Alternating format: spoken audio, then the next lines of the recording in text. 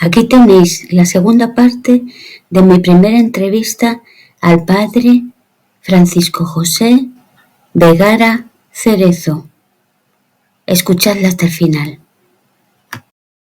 Continuando con la segunda parte de esta entrevista, que va a ir poquito a poco para que la gente digiera y no se aburra. A ver, has dicho que cuándo podemos y dónde podemos recibir los sacramentos y cuándo debemos huir de determinados sacerdotes o de determinadas celebraciones, porque has hablado de sacerdotes que hablan de herejías, dicen herejías, pero hay más razones por las que hay que levantarse e irse o huir de esas celebraciones. Cuéntame. Por las herejías, la clave sería las herejías, las aberraciones. Por ejemplo, lo que a mí me contaron de un caso, que llegada la comunión, el sacerdote dijo que como bien enseñaba nuestro querido Papa Francisco, de esto hace un tiempo, todos somos dignos de comulgar y por tanto todos, absolutamente todos, se tienen que acercar a comulgar. En ese momento lo mejor que se puede hacer es salir pitando, pero además de manera ostensible, porque ahí se va a producir una cantidad de sacrilegios inmensa, porque eso es una absoluta aberración. Entonces, cuando salgan cosas de ese tipo, lo mejor es salirse inmediatamente. Salirse de la Eucaristía, lógicamente. Ahí está. Pero también me pasó a mí que hubo un sacrilegio patente, que no fue una herejía, que fue que dio el sacerdote la comunión bajo las dos especies en la mano. Hay que salirse, Vamos, el que lo tenga en cuenta, quiero decir, en un momento determinado uno se encuentra con eso, no sabe cómo reaccionar, no sabe qué hacer. Yo estoy diciendo, en fin, el ideal, lo que uno debería tener en cuenta, y ya está. Las situaciones anteriores pues se han resuelto como se han podido resolver, pero tratando las cosas objetivamente, ante algo así, lo mejor es salirse y no comulgar. De acuerdo. Y también, por ejemplo, he visto vídeos, el último, en el que el sacerdote ponía una cancha, una portería de fútbol al pie del altar y se ponía uno a tirar, a golear. En ese tipo de celebraciones también tiene uno que irse, aunque él no diga ninguna herejía. Ese tipo de aberraciones, o que empiecen a bailar en el altar de manera escandalosa, esas cosas. O que pongan la bandera LBGT esa, si ponen esa bandera también hay que irse. Cosas de este tipo, herejías o aberraciones. Eso. Sí. Vale. Otra cuestión distinta. ¿Cuándo hay que dejar de saludar al prójimo? Como decía el apóstol, por el hecho de no ser de la verdadera Iglesia de Cristo aquí en la tierra, o sea, la Iglesia conciliar. Porque dice el apóstol, cuando al apóstata, al pagano, ¿no? Decía, ni lo saludes. ¿En qué momento hay que no saludar?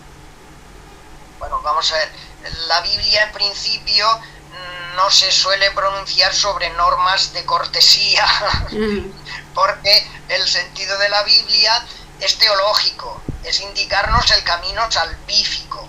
Entonces, si tú al saludar estás expresando una comunión doctrinal, pues no puedes mantener ese saludo con el que ha roto la comunión doctrinal.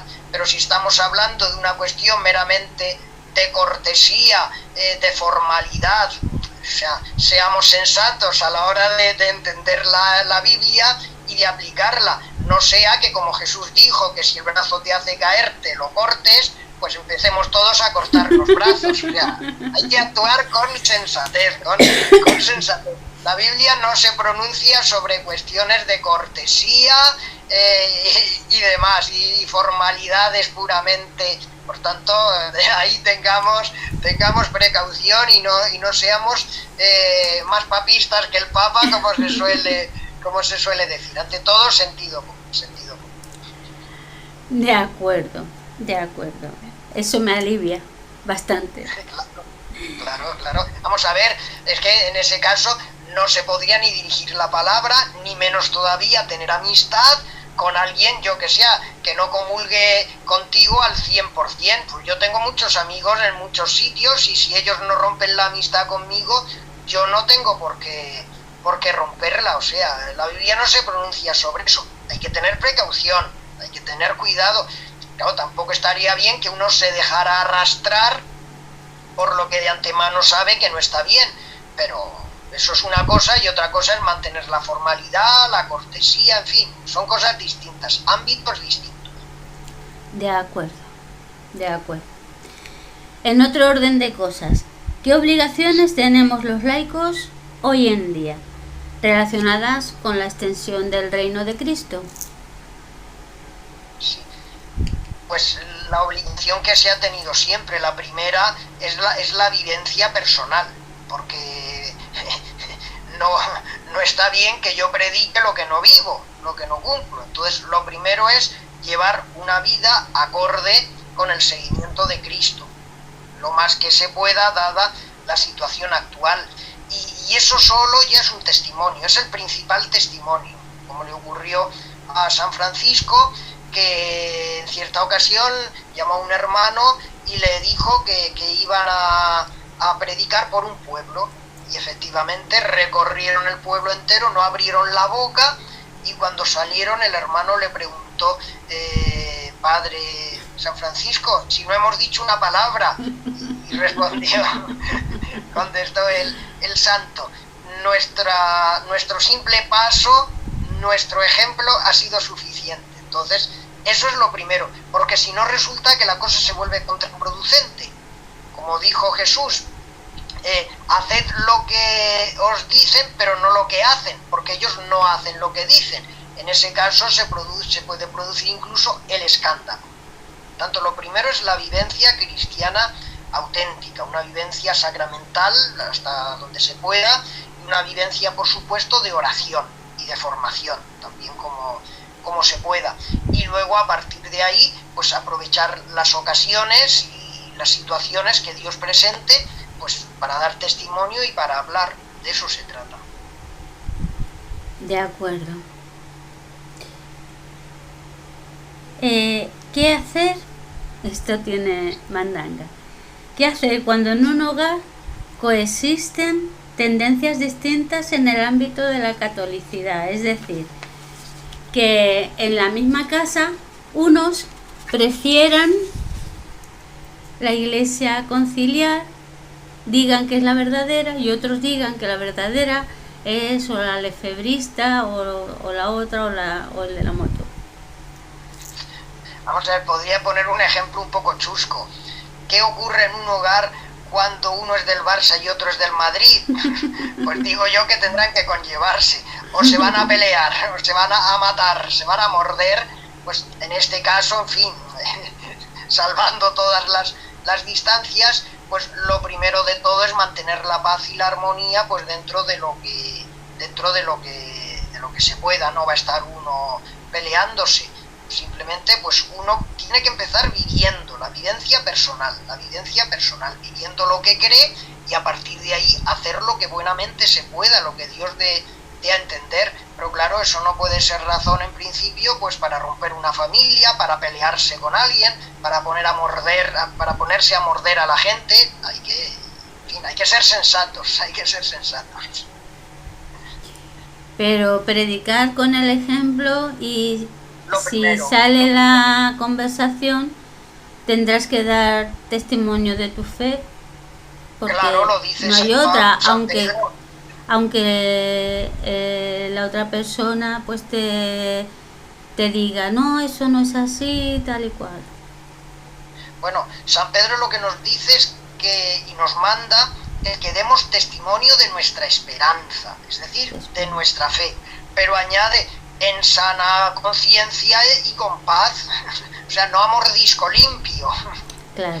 Y ya hasta donde se pueda, porque si uno se da cuenta de que enfrente tiene una pared, pues estrellarse contra la pared de muy listos no es, y de sensatos menos. Entonces, como buenamente se pueda, también con mucha paciencia, manteniendo la paz, porque en realidad el que convierte e ilumina no es uno, eso es lo que querríamos nosotros para envanecernos, sino que es el Señor. Entonces, pues, Él sabrá. Dios tiene también un tiempo para cada persona, por eso he dicho antes que no podemos juzgar a todos los sacerdotes, que no hayan dicho esto, que no hayan dicho lo otro todavía.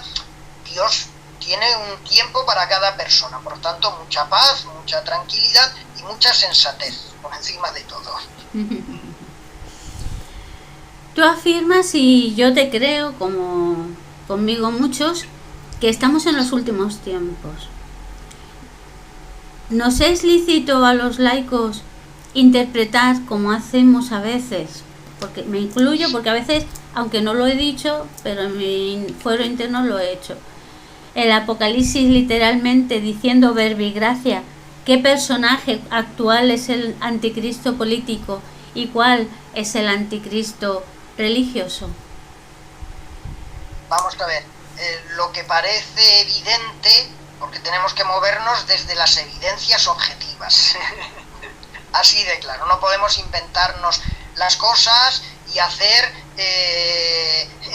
teología ficción, que es lo que muchos, o apocalíptica de ficción, que es, bueno, que eso corre por todos los sitios. Hay que acogerse a los datos objetivos.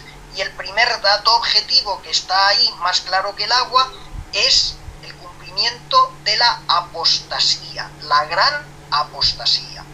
Que anteriormente nos pensábamos que era simplemente que las iglesias se vaciaban, pues no se trata de eso, se trata de una apostasía desde la cabeza, desde la jerarquía, es la misma jerarquía la que apostata. Entonces, eso está ya ahí, vemos que eso se cumple. Claro, lo que no sabemos es el nivel al que se llegará, porque el que años o décadas atrás pensara que la apostasía consistía en que se vaciaban las iglesias, pues ya podía estar diciendo que se estaba cumpliendo. O sea, hoy hemos llegado a un nivel mucho mayor, pero todavía tiene la cosa que progresar más todavía, eso no lo sabemos. O sea, se está cumpliendo objetivamente un punto apocalíptico, que es la gran apostasía. Pero hasta qué punto debe llegar, eso no lo sabemos. Por tanto, como se está cumpliendo un punto apocalíptico, hemos de decir que ya hemos llegado a ese nivel. ¿Cuánto durará ese nivel? ¿Hasta dónde llegará? Eso ya no lo sabemos.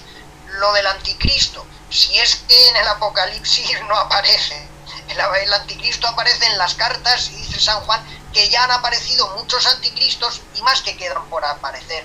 De manera que ese afán por identificar a esta persona, a la otra persona, eso me parece a mí que puede rayar hasta lo enfermizo. Porque es que eso es lo que hoy se puede achacar, ese afán por buscar, por hacerse películas apocalípticas. Entonces, de todo eso hay que huir. Y de tanto profeta que anuncia esto, que anuncia lo otro, si es que el profetismo como canal de revelación terminó con la muerte del último apóstol. Eso parece que es lo que nadie ha comprendido. La doctrina católica lo dice con mucha claridad. La revelación se cerró con la muerte del último apóstol. Por tanto, profetas en el sentido de fuentes de revelación no puede haber. El profetismo, como dice San Juan, consiste actualmente en dar testimonio de Cristo. El que da testimonio de Cristo, ese es profeta. No el que dice que va a pasar esto, que va a pasar lo otro, que queda lo siguiente, que pasado mañana, que dentro de 3 años, ese no es profeta.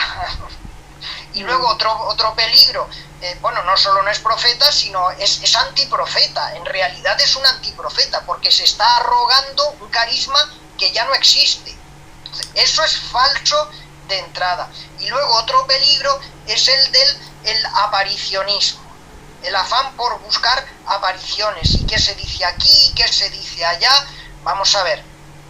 Apariciones las justas, que son las reconocidas por la Iglesia, y en tanto en cuanto han sido reconocidas, lo que no significa que sean palabra de Dios. La Iglesia lo que reconoce es que en una aparición o en un hecho puede haber un componente sobrenatural y que cierta doctrina o ciertos mensajes son congruentes con la doctrina católica, pero eso no tiene por qué ser acatado. O sea, eso no es de acatamiento obligatorio. Es que yo me he encontrado casos donde lo que haya dicho la Virgen aquí o la Virgen allá o el Señor en no sé dónde, eso tiene más valor que el magisterio de la Iglesia.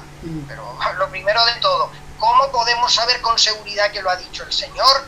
Y aunque lo haya dicho, revelación nueva ya no puede haber.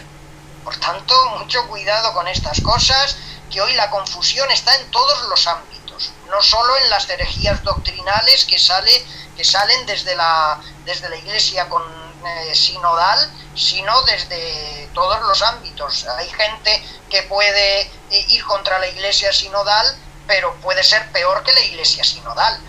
Por ejemplo, lo que ocurre con la fraternidad, que se manifiesta muy antisinodal, pero luego al acatar a León XIV debería coherentemente tragarse todo su magisterio. O sea que al final se manifiesta antisinodal, pero es tan sinodal como el más sinodal de todos.